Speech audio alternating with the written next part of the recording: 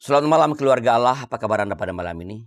Saya berharap semua sudah ada di rumah dan kita bersyukur karena pada hari ini kita dapat kembali telah melewati aneka kegiatan dalam pertolongan Tuhan.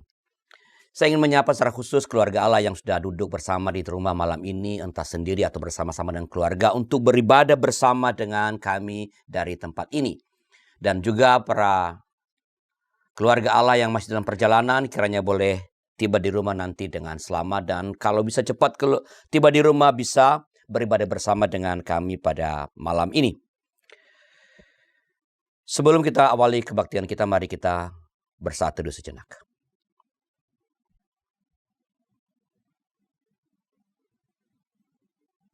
Amin.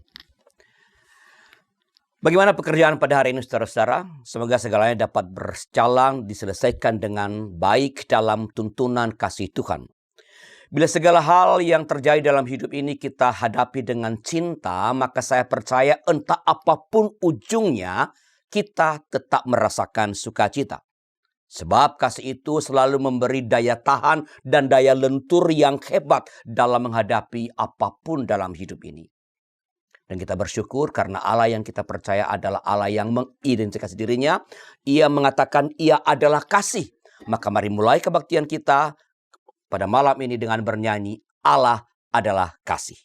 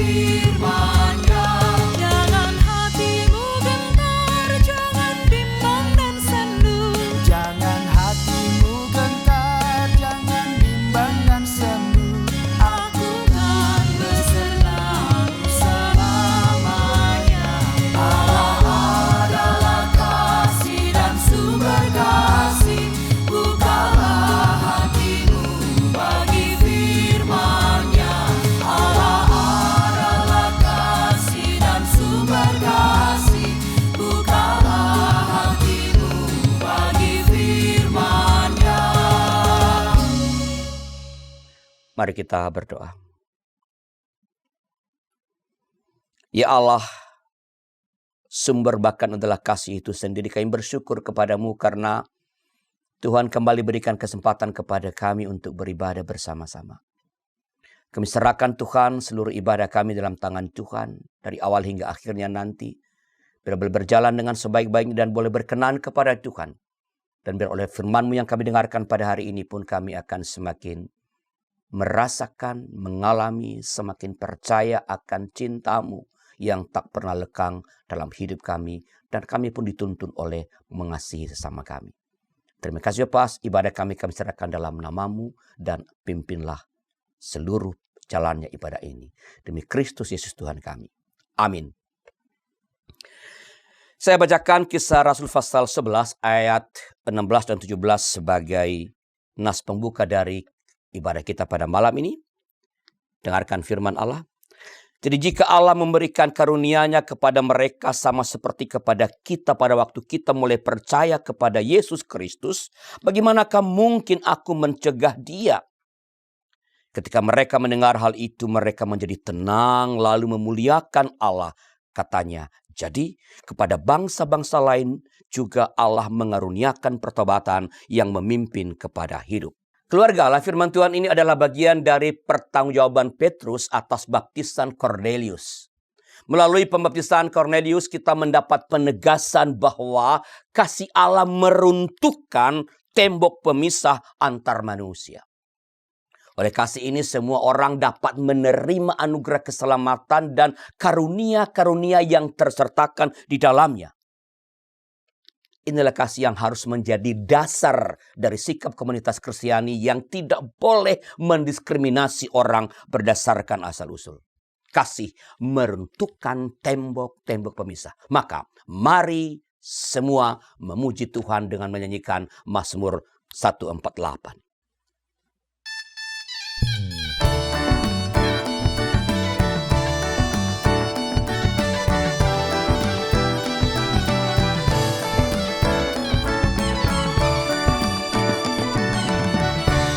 Baiklah semuanya memuji Tuhan, sebab Dia memberi perintah semua tercipta. Pujilah Tuhan untuk selamanya semuanya, ketetapannya pun kekal. Biarlah semuanya memuji Tuhan, sebab hanya namanya saja yang Tuhan yang keagungannya mengatasi segenap alam semesta. Baiklah semuanya memuji Tuhan, sebab Dia memberi perintah semua tercipta. Pujilah Tuhan untuk selamanya semuanya, ketetapannya pun Biarlah semuanya memuji Tuhan, sebab hanya namanya saja yang tinggi luhur. Pujilah Tuhan yang keagungannya mengatasi segenap alam semesta. Pujilah Dia hai semua malaikatnya, pujilah Dia hai tentaranya. Pujilah Dia hai matahari dan bulan, pujilah Dia hai bintang-bintang. Pujilah Tuhan hai langit yang mengatasi langit di atas langit. Pujilah Dia hai air di atas langit, puji Tuhan di sorga. Baiklah semuanya memuji Tuhan, sebab Dia memberi perintah semua tercipta. Pujilah Tuhan untuk selamanya semuanya, ketetapannya pun kekal. Biarlah semuanya memuji Tuhan, sebab hanya namanya saja yang tinggi luhur. Pujilah Tuhan yang keagungannya mengatasi segenap alam semesta. Pujilah Tuhan hai ular-ular naga dan segenap samudra raya. Pujilah Dia hai api salju hujan es, hai kabut dan hai angin badai. Pujilah Tuhan hai binatang yang liar, melata dan segala hewan. Pujilah Dia hai burung-burung yang terbang, puji Tuhan di bumi. Baiklah semuanya memuji Tuhan, sebab Dia memberi perintah semua tercipta.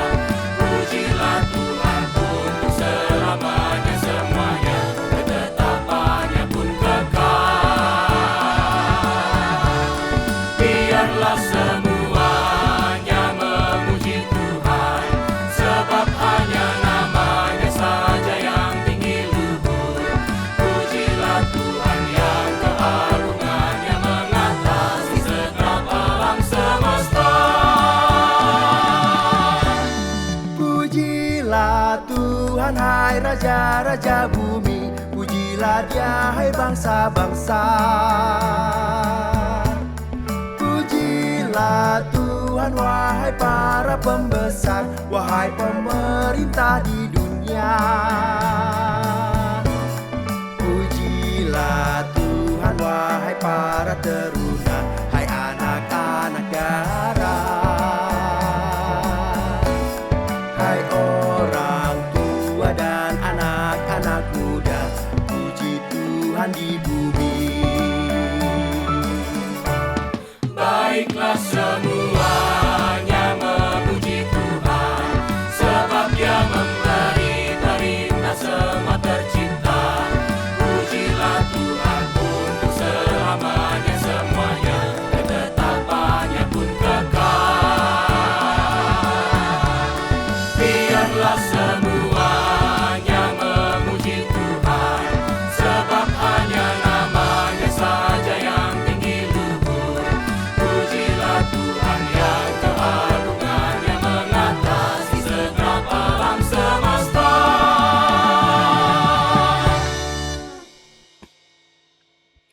Mari kita berdoa.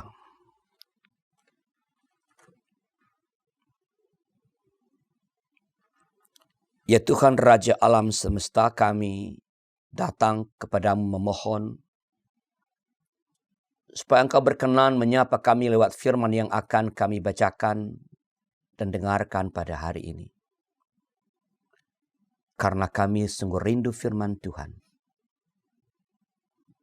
Karena firman Tuhan yang mau memberikan tuntunan bagi hidup kami, ketentraman bagi jiwa kami dalam aneka pergumulan dan perjalanan hidup di dunia ini. Bersabdalah ya Tuhan, dan pakai hamba-Mu yang penuh dengan keterbatasan ini menjadi Allah dalam tangan-Mu. Demi Kristus Yesus kami memohon. Amin. Keluarga, saya akan membacakan Injil menurut Yohanes pasal 13 ayat 31 sampai ayat 35 sebagai landasan bagi pemberitaan firman Tuhan pada malam ini. Yohanes 13 ayat 31 sampai 35, dengarkanlah firman Tuhan. Sesudah Yudas pergi, berkatalah Yesus, sekarang anak manusia dipermuliakan dan Allah dipermuliakan di dalam Dia. Jikalau Allah dipermuliakan di dalam Dia, Allah akan mempermuliakan Dia juga di dalam dirinya dan akan mempermuliakan Dia dengan segera.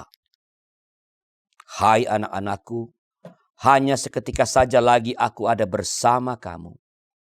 Kamu akan mencari aku, dan seperti yang telah kukatakan kepada orang-orang Yahudi, ke tempat aku pergi tidak mungkin kamu datang.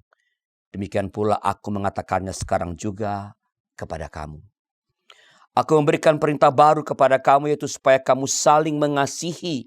Sama seperti aku telah mengasihi kamu, demikian pula kamu harus saling mengasihi. Dengan demikian semua orang akan tahu bahwa kamu adalah murid-muridku, yaitu jikalau kamu saling mengasihi. Demikianlah pembacaan firman Tuhan. Yang berbahagia adalah mereka yang mendengarkan firman Allah dan yang memeliharanya. Terpujilah nama Tuhan. Keluarga Allah, aku memberikan perintah baru kepadamu, yaitu supaya kamu saling mengasihi. Demikianlah dicatat dalam Yohanes 13 ayat 34. Ini adalah sebuah perintah, bukan anjuran. Anjuran boleh dilakukan, boleh tidak. Sebagai perintah, ini harus dilakukan dalam keseluruhan hidup. Perintah ini bahkan bukan perintah biasa. Ini adalah perintah yang penting, bahkan perintah yang sangat penting. Perintah ini sangat penting setidaknya oleh dua hal. Yang pertama, disampaikan oleh Tuhan Yesus menjelang kematiannya Perintah ini disampaikan oleh Tuhan menjelang kematiannya. Yohanes 13 ayat 31-33 mencatat begini. Sesudah Yudas pergi, berkatalah Yesus, sekarang anak manusia dipermuliakan dan Allah dipermuliakan di dalam dia.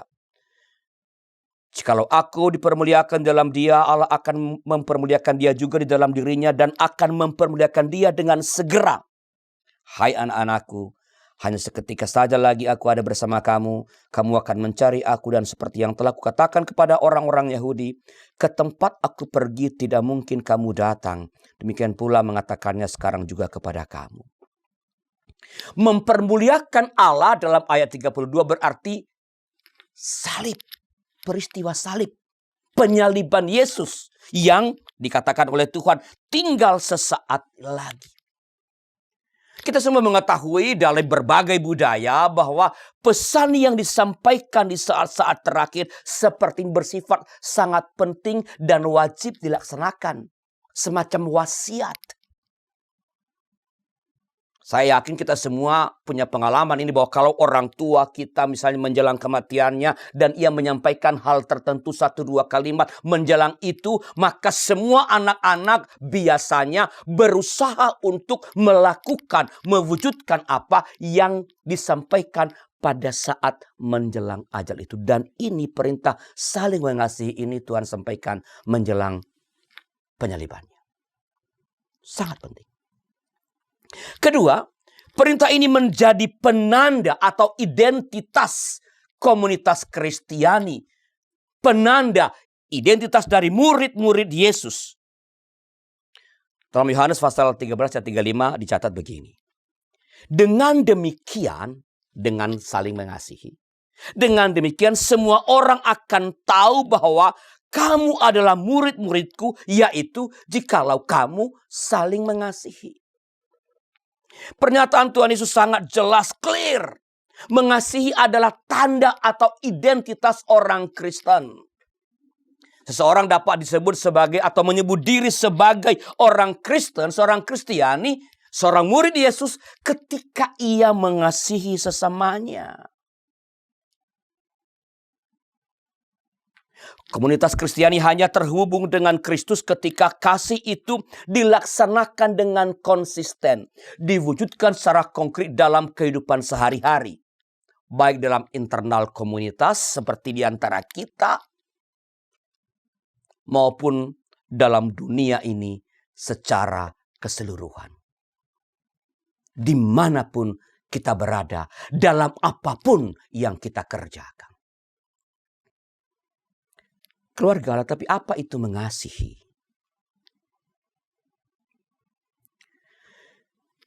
Saya kira kasih adalah atau cinta atau sayang adalah kata yang paling populer di mana-mana. Ratusan buku telah ditulis tentang cinta. Ratusan puisi dikubah. Ratusan mungkin ribuan lagu telah diciptakan. Dari anak-anak sampai orang yang paling tua sekalipun pernah mengucapkan, minimal pernah mendengarkan kata ini. Ada di antara yang hadir di sini yang belum pernah mendengarkan kata cinta? Belum pernah mengucapkan? Pasti pernah kepada mama, papa, anak, adik, kakak. Sangat sering kita dengarkan. Tetapi apa itu kasih? Apa itu mengasihi, mencintai, menyayangi? Ada orang yang mengatakan bahwa kasih atau cinta itu adalah semacam perasaan senang.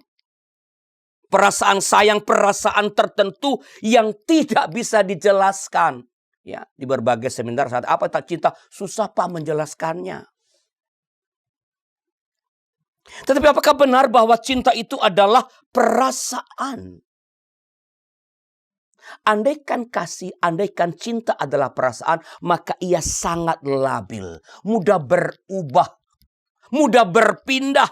Hari ini cinta yang A, besok cinta si B, di rumah cinta pasangan, di luar cinta orang lain karena perasaan. Perasaan itu sangat labil, mudah berubah, bergantung pada rangsangan yang datang dari luar.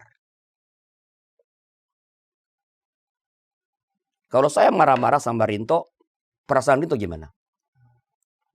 Enak? Resah. Ya. Tapi kalau misalnya tiba-tiba Erika bawain kamu kue yang kamu suka, misalnya, pernah nggak bawain kue sama Rinto? Belum pernah ya. Ini apa namanya? Kode-kode. Ya, Erika bawain kamu kue yang kamu suka, gimana perasaan kamu? Senang banget. Jadi bergantung pada rangsangan yang datang dari luar yang dilakukan oleh orang lain. Ya, kalau orang lain marah-marah, hati kita nggak tenang. Tapi kalau orang datang dengan senyum yang ramah, menyapa, hai apa kabar, hati kita tentram, perasaan kita tenang. Jadi kasih itu pasti bukan perasaan, karena kasih itu tidak labil.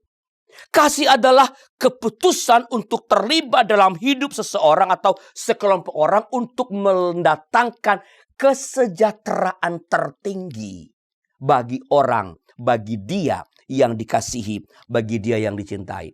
Pasti Anda ingat Yohanes 3 ayat 16. Begitu besar kasih Allah akan dunia ini. Besar kasih Allah akan dunia sehingga dia mengaruniakan anaknya. Siapa itu anaknya? Yesus. Dirinya sendiri. Allah kita, Allah Trinitas. Allah yang esa. Supaya apa? Supaya setiap orang yang percaya kepadanya tidak binasa, melainkan beroleh hidup yang kekal. Apakah ada yang lebih hebat, yang lebih dibutuhkan, yang lebih menyegarkan, membahagiakan daripada hidup yang kekal dalam dunia ini? Semua orang beragama mencari hidup yang kekal. Dan itulah kasih. Memutuskan untuk memberi diri, melakukan apapun. Dalam hal ini kalau Allah dirinya disalibkan.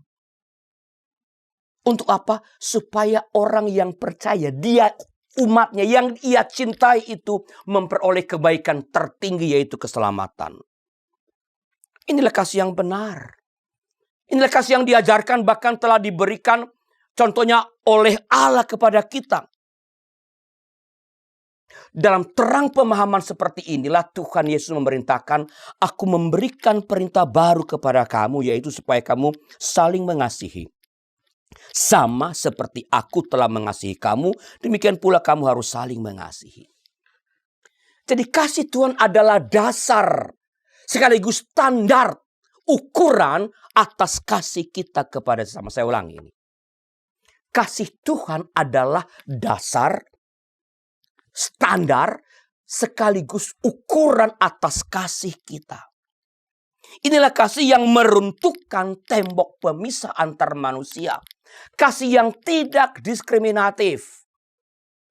Oleh kasih ini semua orang dapat menerima anugerah keselamatan dan karunia-karunia yang tersertakan di dalamnya. Dan sekali lagi, kasih Yesuslah yang harus menjadi dasar dan ukuran sikap komunitas Kristiani.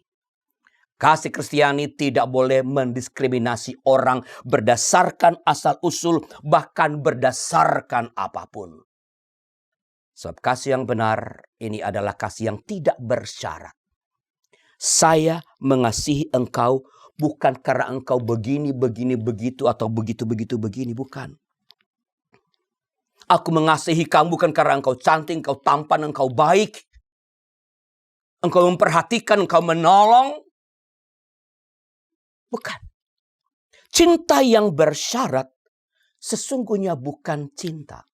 Kalau saya katakan, aku mengasihi, aku cinta padamu karena engkau cantik, syaratnya itu cantik. Dan itu luntur. Karena engkau baik, itu syarat. Kalau engkau nggak baik, itu bukan cinta, itu pemerasan. Kata orang Medan, itu malak kau. Lebih dari itu, orang yang mencintai dengan bersyarat sesungguhnya tidak pernah mencintai orang lain, melainkan mencintai diri sendiri. Kalau saya mencintai seseorang, kalau saya mengasihi Rinto karena Rinto baik sama saya, kalau Rinto baik, siapa yang senang? Kalau Rinto baik kepada saya, siapa yang senang? Saya. Berarti saya mengasihi siapa? Diri sendiri. Rinto hanya alat. Hanya alat supaya saya senang, supaya saya tertolong, supaya saya mengalami ini dan itu. Kamu hanya alat.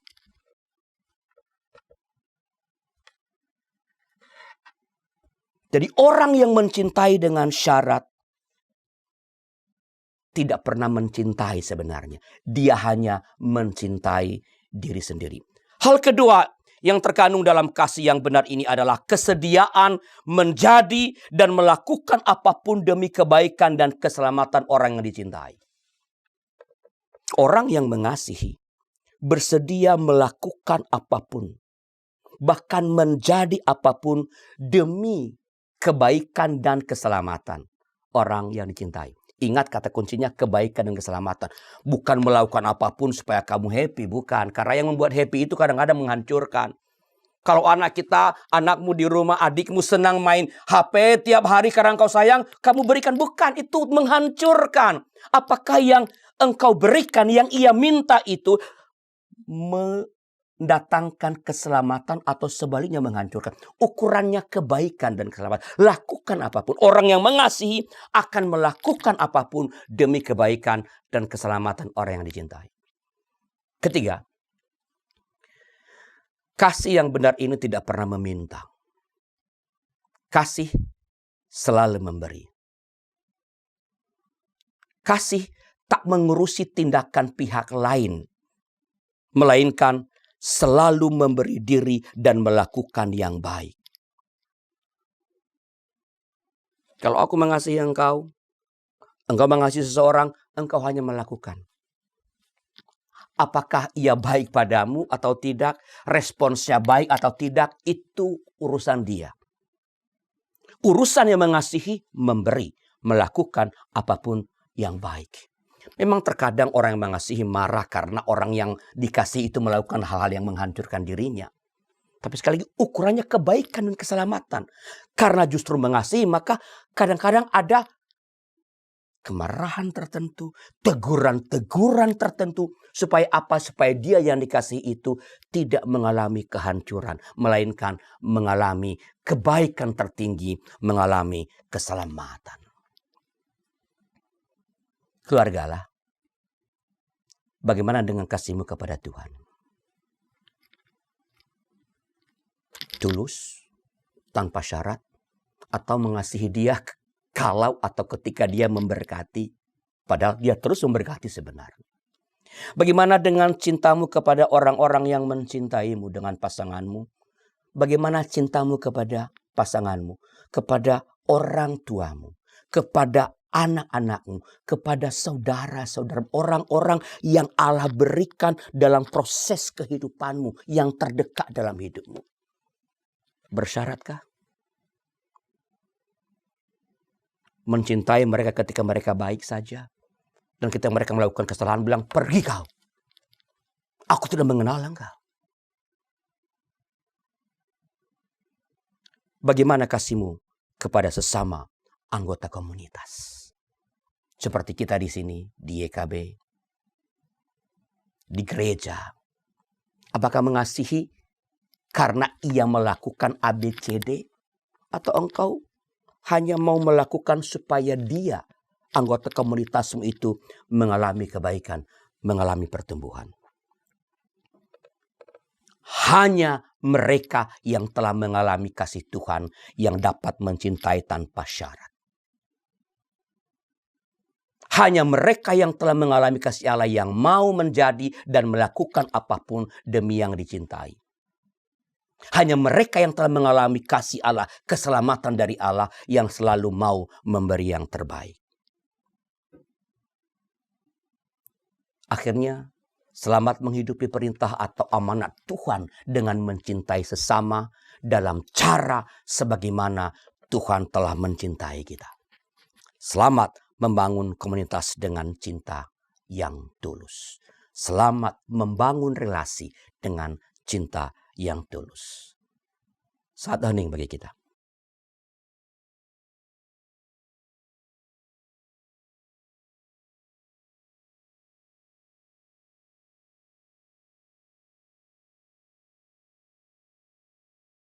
Bila ada di antara anggota keluarga Allah yang ingin didoakan oleh kami, sila hubungi kami. Silakan hubungi kami di nomor 081281889191. Tim doa kami akan mendoakan saudara. Mari kita berdoa. Ya Tuhan, kami berdoa bagi mereka yang merasa tidak dikasihi, tidak dicintai, dijauhi oleh sesama, bahkan oleh orang-orang terdekat. Ya Tuhan, kami percaya Engkau hadir ada bersama mereka. Hanya tolonglah supaya saudara-saudara kami yang merasa tak dicintai ini boleh merasakan kehadiran Allah, merasakan cinta Allah. Dan andaikan kami punya kesempatan berjumpa dengan mereka, jadikan kami alat untuk boleh menunjukkan bahwa Engkau mengasihi mereka dengan bersahabat, dengan mengasihi mereka.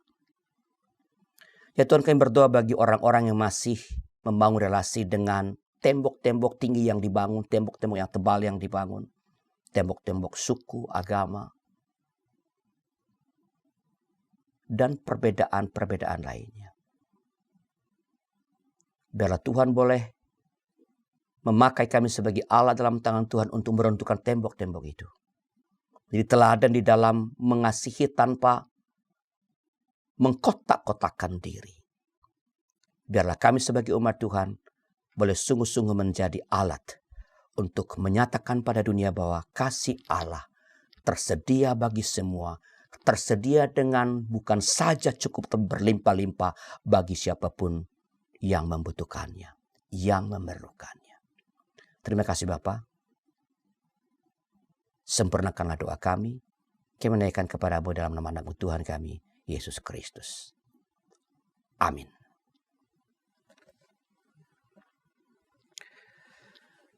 Keluarga Allah, mengasihi adalah panggilan utama setiap orang yang percaya kepada Allah dalam Yesus Kristus.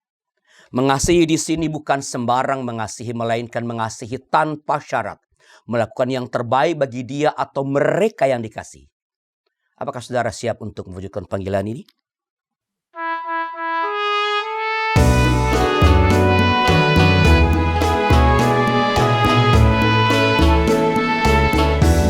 Sekalipun diriku dapat berkata-kata dengan semua bahasa, bahasa manusia dan bahasa malaikat ataupun yang lainnya.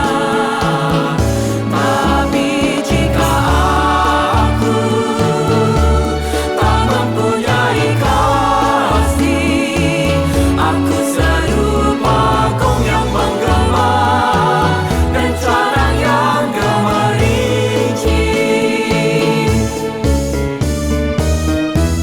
Sekalipun diriku memiliki karunia bernubuat,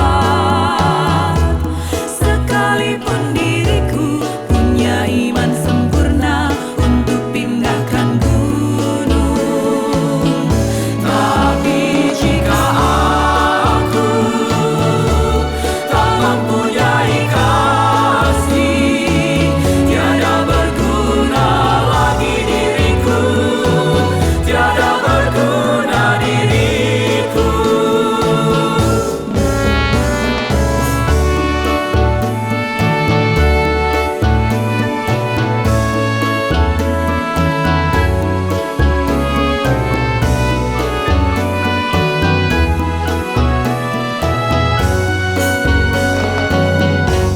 Sekalipun diriku membagikan semua harta yang kumiliki,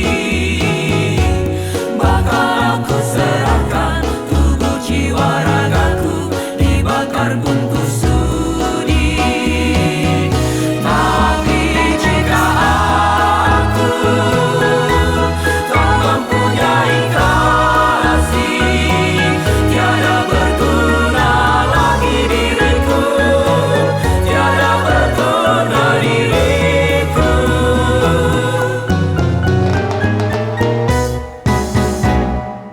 Mari berdiri menyambut berkat dari Tuhan. Anugerah Tuhan Yesus Kristus dan kasih Allah dan persekutuan Roh Kudus menyertai saudara sekalian. Amin.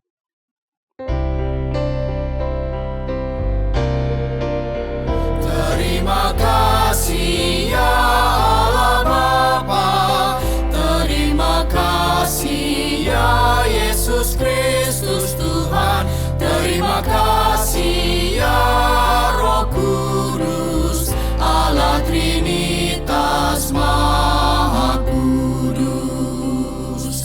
Amin.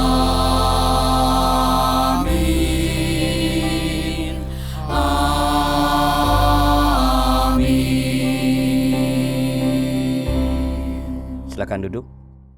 Saat teduh bagi kita.